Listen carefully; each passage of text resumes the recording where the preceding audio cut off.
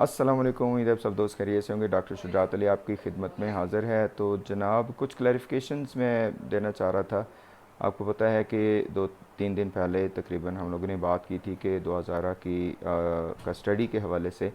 तो उसमें बहरहाल काफ़ी ज़्यादा कन्फ्यूजन क्रिएट हुई। हमारे बहुत से मुअज़्ज़ज़ सहाफ़ी हज़रात, चूँकि वो असल में इस तरह की चीज़ों के आदी नहीं है शायद, कि कोई ऐसी न्यूज़ जो कि वो कंफर्म ना कर सकें उसको वो कहें कि ये ठीक है। तो कुछ ने तो यकीन कर लिया, कुछ ने नहीं किया। अभी भी पिछले ही कुछ घंटों से फिर दोबारा ये बात आ रही है। कुछ मुअज़्ज़ज़ हमारे दोस्त भी हैं उनमें कि वो कह रहे हैं कि जी ऐसा है ही नहीं। दुआ ज़ारा जो है अभी तक रिकवर नहीं हुई, वो कस्टडी में नहीं है। और सखर और ये वो फ़लाँ फ़लाँ ये सारा हम लोग जो है ना एक हिजान क्रिएट कर रहे हैं।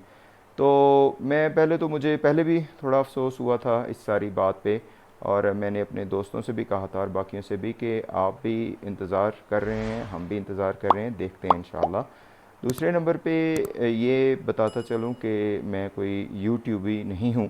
यस, मेरा यूट्यूब पे चैनल है, हम लोग काम कर रहे हैं उस पर, काफ़ी अरसे से काम कर रहे हैं, मेरा मीडिया का एक्सपीरियंस भी है। लेकिन इस केस के हवाले से मैं आपको बताता चलूँ कि फैमिली का हिस्सा है हम। मैं ज़्यादा बातें यहाँ पे नहीं करूँगा, वो इंशाल्लाह मुनासिब वक्त आने पे, कि जो अंडर खाते होता रहा इस सारे सिलसिले में, और जो लोग अब इसका क्रेडिट लेने की कोशिश कर रहे हैं, उनका इसमें कितना कंट्रीब्यूशन है, ये सारा ज़रूरत पड़ी तो आपके सामने रखेंगे। लेकिन हमें इसकी ज़रूरत नहीं है। देखें, जो हमारा एम है शुरू से ही रहा, वो ये था कि बच्ची की सेफ्टी हो और ये केस खुले। और अल्हम्दुलिल्लाह वो जैसे चली सारी कार्रवाइयाँ वो हुई। मैं आपको बताता चलूँ कि जो मेरे रिसोर्सेज हैं, को बार बार लोग ये कह रहे थे कि आप तो एक डॉक्टर हैं, आप साफ़ी भी नहीं हैं, फ़लाँ फ़लाँ फील्ड में भी आप नहीं जाते, तो आपके क्या रिसोर्सेज हैं। तो देखें, हर बंदे का एक अपना एनालाइज करने का तरीका होता है। मेरे जो रिसोर्सेज हैं, मैं आपको बता दूँ कि इस केस में अल्हम्दुलिल्लाह दी मोस्ट रिलायबल रिसोर्सेज हैं अभी तक। क्रॉस चेकिंग के लिए मैं आपको ये बताता चलूँ कि जो मेरा एक्सपीरियंस है, और मैं ऐसे किसी पे यकीन भी नहीं करता, और ना ही मुझे ऐसी कुछ शॉकिंग बातें करने की ज़रूरत है। अभी तक जो मुझे बताया गया था कि ये स्टेप्स आ रहे हैं इस केस में, वो सारे सच साबित हुए हैं। इस वजह से जब मुझे ये बताया गया कि बच्ची जो है वो इस वक्त कस्टडी में है, और जैसे कि मैंने आपको बताया था कि 1 से 1.5 दिन पहले वो सखर में थी, दैट इज़ 100% कन्फर्म्ड। अब इन दोस्तों के पास अगर कोई रिसोर्स नहीं है, कन्फर्म इन्हें नहीं हो रहा, तो वो हमारा कसूर नहीं है। इसमें जो ये भी साथ साथ मैं बताता चलूँ कैटेगोरिकली, कि हमने नहीं कहा था कि ज़हीर गिरफ़्तार हुआ है। अच्छा, कुछ जो लोग कह रहे हैं कि जी वो कैसे भाग सकता था, कैसे हो सकता था, वो तो सैर बहरहाल आपको पता है कि ये गैंग किस तरीके से काम कर रहा है।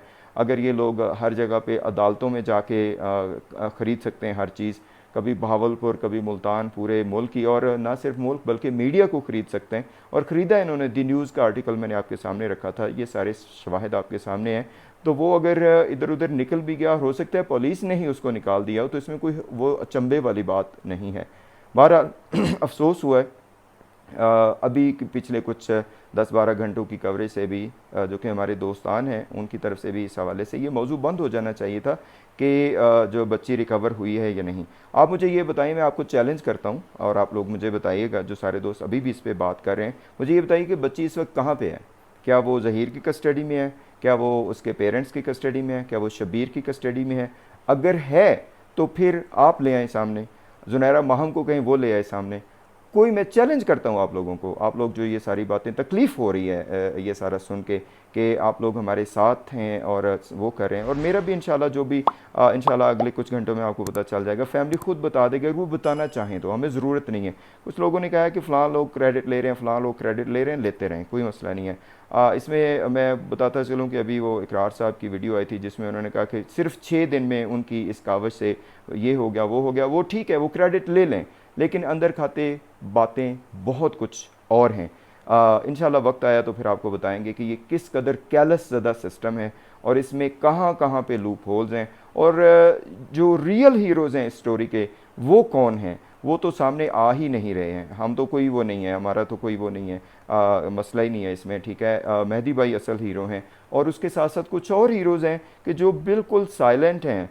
उनके बारे में इंशाल्लाह वक्त आया तो आपको बताएंगे कि असल में जो सारी हेल्प हुई है वो कहाँ से हुई है और कैसे हुई है, लेकिन हक और सच के लिए जो हेल्प हुई है। तो बहरहाल इंशाल्लाह मैं आप सबसे यही गुजारिश करूँगा कि जो भी है लोग कह रहे हैं, वो उनका अपना मैं समझता हूँ कि अपना उनका तरीक़ाकार है, हमें उससे कोई वो नहीं है, कन्फ्रंटेशन करने का हमें फ़ायदा नहीं और ना ही हमारी ज़रूरत है।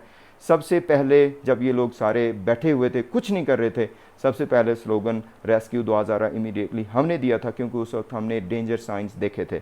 और अल्हम्दुलिल्लाह जब वो हमें पता चला कि बच्ची जो है इस वक्त सेफ़ कस्टडी में, वहाँ पे नुकसान नहीं होगा, तो उस वक्त हमने आपको बता दिया। वो भी सिर्फ कैजुअल अंदाज में बताया था, वो भी कोई हाइप क्रिएट करने के लिए नहीं बताया था, इसलिए कि हम चाहते थे कि रीअश्योर हो जाएं आप लोग, कि जो लोग रेस्क्यू दुआज़ारा इमीडिएटली पे काम कर रहे थे वो रीअश्योर हो जाएं। लेकिन उसको इस तरीके से ले गया, ये मीडिया का दौर है, बहरहाल ट्विस्ट हमें भी ट्विस्ट करना आता है, हमें ये आता है कि किस तरह हम जो है ना वो ऑपरेशन करें, और जिस तरह जुनैरा महम का ऑपरेशन हमने किया आपके सामने है।